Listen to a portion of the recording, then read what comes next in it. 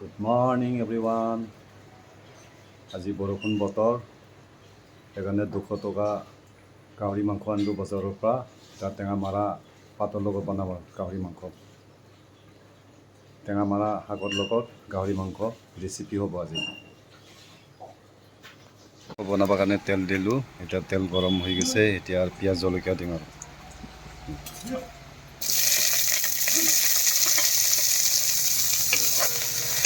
পিঁয়াজ জলকীয়াতে আগতে ফ্ৰাই কৰি লওঁ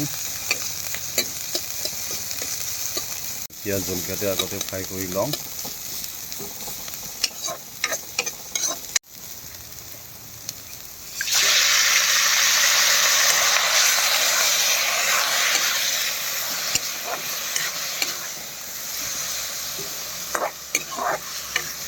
মগটো আগতে দি লওঁ মাংসত গাহৰি মাংসত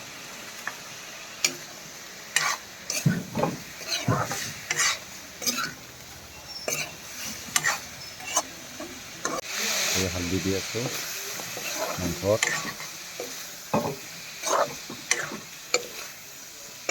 আদা ৰচুন দিলোঁ এতিয়া মাংসত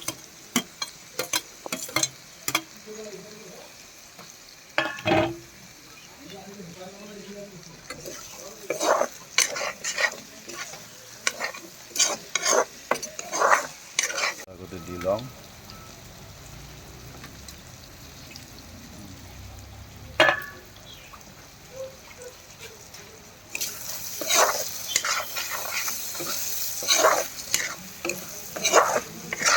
হ'ল এতিয়া টেঙা মাৰা পাত দি আছোঁ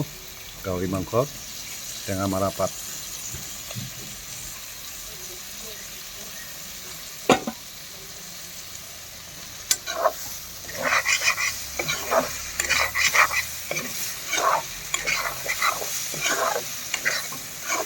হৈ গ'ল এতিয়া পানী দিলোঁ আৰু মাংসটো